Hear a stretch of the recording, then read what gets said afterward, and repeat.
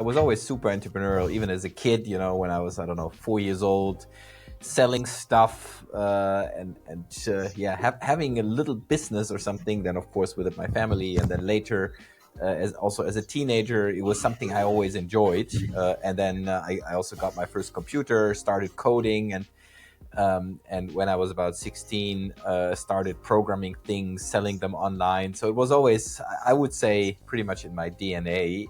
And so kind of one thing led to the next one. After university, I basically dived right in. I was like, no, I'm not going to work anywhere. I'm just going to start something on my own.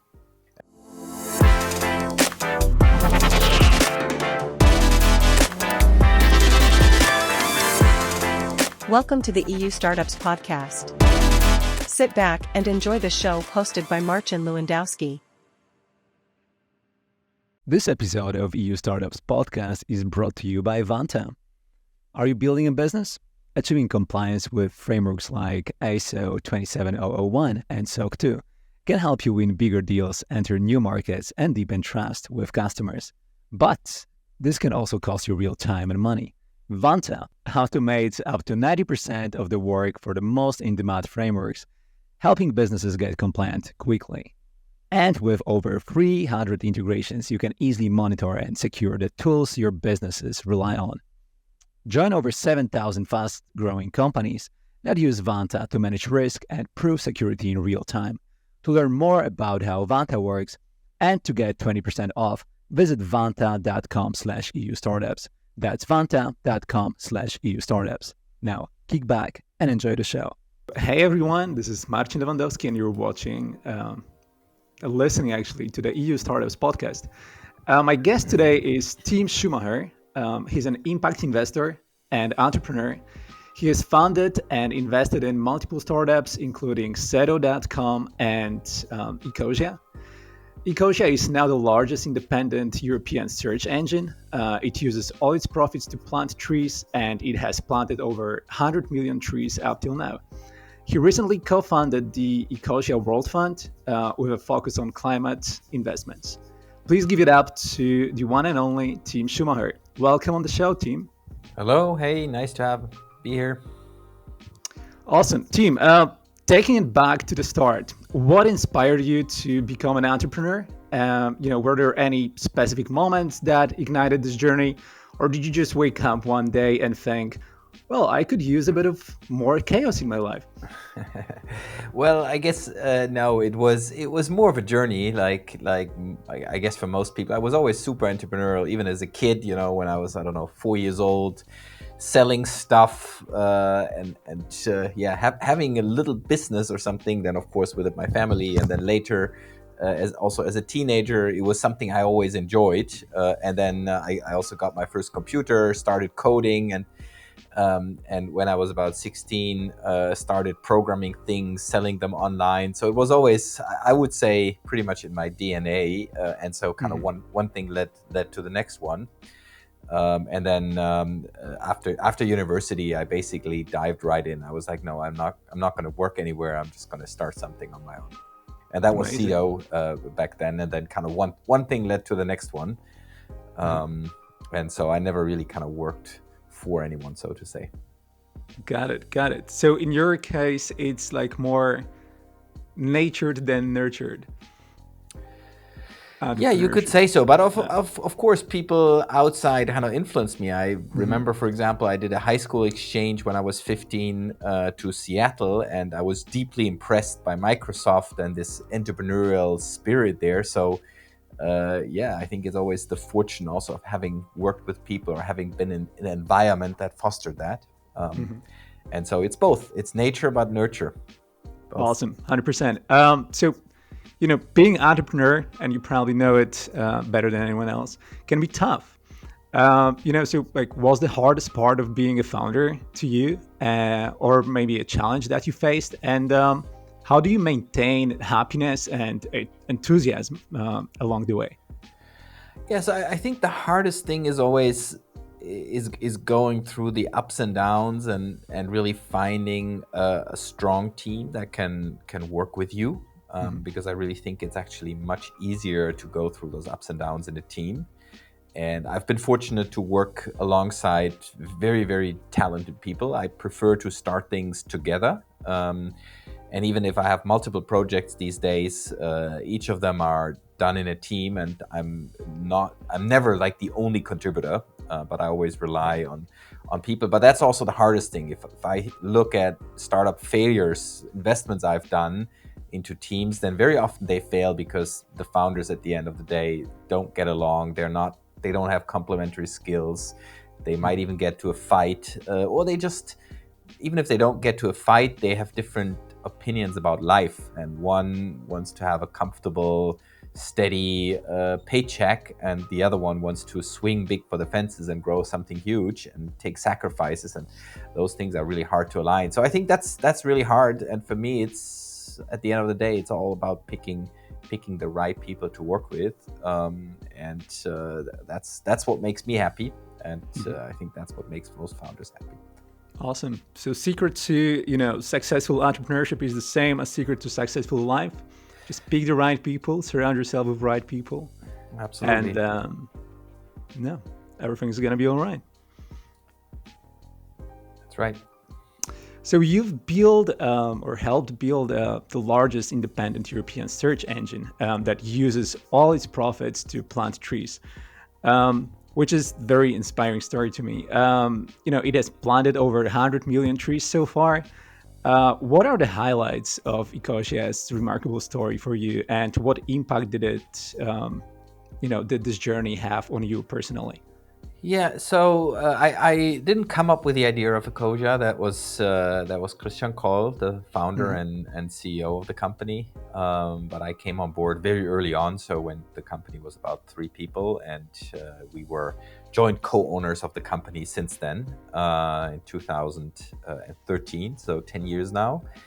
At some point, we merged the company, or we put the company into a non-profit, but that's a different story. But we run it like any tech company, and for me, what struck me in the very beginning was that Ecosia is kind of the perfect blend between one thing that makes a lot of money on the internet, namely search. It's, I would say, the most profitable venture, because everything starts with a search.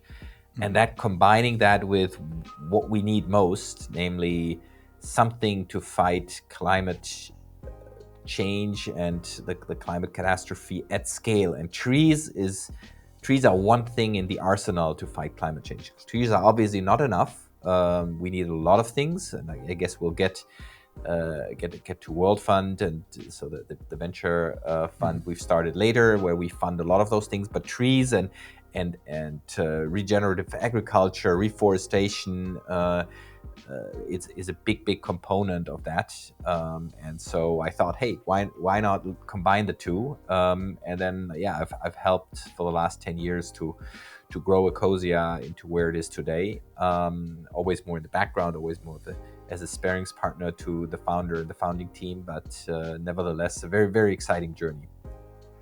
Awesome. So you already mentioned the World Fund. So Ecosia World Fund is your recent venture. Maybe you can tell us more about its mission and how does it resonate with your broader vision for impact investments? Yeah, sure. So Ecosia was our first LP, and we have very strong ties. We then ended up naming the fund World Fund. And so the idea of World Fund is to invest as a venture capital company into companies that really move the needle on decarbonization. So we're looking for any startup that has massive potential to decarbonize our economy. That can be things in food, agriculture, and land use. So this is the original Ecosia part. That can be things like in forestation, in regenerative agriculture, but also we do a lot of alternative protein. So getting rid of our unhealthy dependence on animal protein, because that then leads to deforestation. So we do a lot of things in the food area. But then also, of course, energy, anything comes to renewable energy, storage, the decentralized energy resources and the grid behind it, and then all the way to transportation, manufacturing, buildings. All of that at the end is combined. That's all energy at the end of the day. And the question: how do we move energy from fossil fuels to natural resources, renewable resources, and that's what we finance. We're classic VC. We finance not the super early stage, more like late seed, Series A, Series B, which is where we see the biggest funding gap also in Europe. 1 to 10 million euros initial tickets. European companies with global applicability, so technologies that can also be exported really well, and where we can build European champions. And that's essentially what we do as World Fund. Sounds great, Tim. So actually, transitioning from entrepreneur to investor is like going from being the chef to the food critic. So what's it like swapping hats for you? And do you secretly miss the kitchen chaos? Yeah, absolutely. I do, but I mean, fortunately, I am not a full-time investor. I'm still an entrepreneur. I have especially one business which I operatively run, which is SaaS Group, and I also have chairman positions at companies I build up, like IO, the ad blocking company, where I'm a bit more involved. And so it's both. I mean, it's a good comparison. As the food critic, you get to eat in the best restaurants in the world and really compare and learn a lot. And startups is the same. So I really enjoy talking to the best and the brightest minds in climate tech. Like, we've got brilliant entrepreneurs now, like a lot of talent going to the space. People who say, hey, I really want to make a difference in the world. I don't want to, I don't know, code some stupid stuff which is no use to anyone except for maybe people's own pockets. We know that innovation is a wide range, and there's a lot of useless innovation, I would say. But to doing things that really matter and that really are important for humanity. So we're seeing a lot of great talent there, and I get to learn about all the technologies. About, as I said earlier, it's a huge range. I mean, carbon is part of everything in our economy, from the way we produce electricity to transportation, manufacturing. It's everywhere. So also we need to tackle everything. And I get to talk with those entrepreneurs and look at what they're building, and that's a very privileged situation. But sometimes in doing those things, I do miss the kitchen chaos, but that's where I have my own startups from. And it's also cool because I can talk in a different fashion to the entrepreneurs, because I'm not just a VC who's never kind of really worked in a company. I have firsthand experience of scaling companies myself and still doing it. So I like the mix, I have to say. Awesome. So you kind of answered my next question with your previous answer, because I was about to ask you, as an impact investor, what do you look for in founders? And you kind of mentioned that already. So maybe I can reverse the question, and I'll ask you, so what value do you want to bring to the table for founders? So I like to bring, I mean, first of all, maybe I think we should all be a little cautious of value the VCs bring to the table. At the end of the day, as the founder, you have to run the company, and you can ask for help, and then VCs can be tremendously helpful, for example, with introductions, where we have a huge network also among the partners. Also, I think we're really strong on the communication side, and with my co-founder at World Fund, with Daniel Visevic, being a communications pro. We have a great network, particularly within Germany, but also within Europe in general. So there's a lot of things where we provide value, but at the end of the day, as a founder, you need to do the work yourself. And so I would caution generally any founder to be a little bit wary if VCs say how much value they bring, because everybody brings value, but if anything, it's more of a bit of a signaling, and maybe that on the signaling part, where we are really strong, and also kind of to your first part of the question of what we look for is we have a strong signal as a climate VC, also with the Ecosia route, but with other things. People know that if World Fund comes on board, we really look into the climate potential of a startup. So how well can it really be helping to decarbonize? So we really look beyond greenwashing. There's also greenwashing in startups. We have our own methodology, how we measure the carbon potential of startups, and that in turn then also gives startups a really strong signal. If World Fund is on board, then it's a really kind of proven green technology. It's basically like our own audit we do on this, and that's also what we look for. I mean, we look for great founders, of course, but we look for great founders that move the needle on decarbonization and to really have a profound impact on reducing CO2, and not just kind of some side thing. I think the two things are quite nicely aligned. Got it. Awesome. So actually, speaking about great people, great founders or investors, who was or maybe still is an inspiration to you when it comes to entrepreneurship, investing, or life generally? And what would be a piece of advice or something that you've learned from that person that had a positive impact on you, and that you would like to share with our audience? Yeah, I mean, it's hard to single out one person, because along my career as an entrepreneur, I've learned things from dozens, hundreds of people who have influenced me positively in one other way. Among kind of the big shots of tech, I've always been a fan of Bill Gates, because I think he's managed to use his profits also for something more meaningful. I wish he would be doing more in climate tech.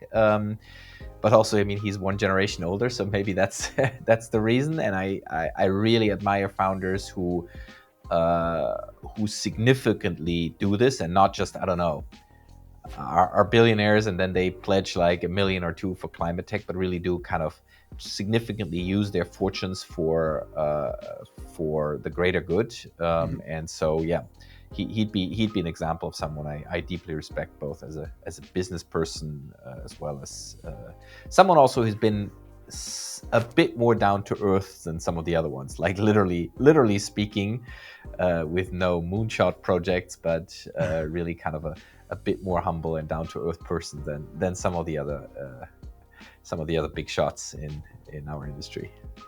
Right. All right. So looking ahead, can you paint a picture of the world you'd like to see in the future, maybe like in 10 years from now? Are there specific goals or changes you're hoping to see in the coming years? Well, so my topic is decarbonization and climate change. So it should be no surprise that my picture, my wish to a certain extent, but also my true hope is that we will, with all the entrepreneurial power, the talents we have, we will overcome our dependence on fossil fuels and all the problems we create with this to climate and the environment, and we'll move to a more regenerative world where we live within the planetary boundaries, and we also put a price on the pollution of the environment, meaning a CO2 price, but also on other things, and that the entrepreneurial power we have in Europe and elsewhere in the world will really help us overcome that huge challenge, just like humanity has overcome other huge challenges. And that's really what if I look back in 10 years, what I hope we'll see. Awesome. Team, given your work for the sustainability and climate change, how do you envision the lasting impact of your work on the world? I know that already you want to see all the change that you just mentioned, but are there any other things that you have in mind? Yeah, well, I mean, I hope to do my part. It's like we need not one World Fund, we need 100. We need like to 10x to 100x our investments into stopping climate change.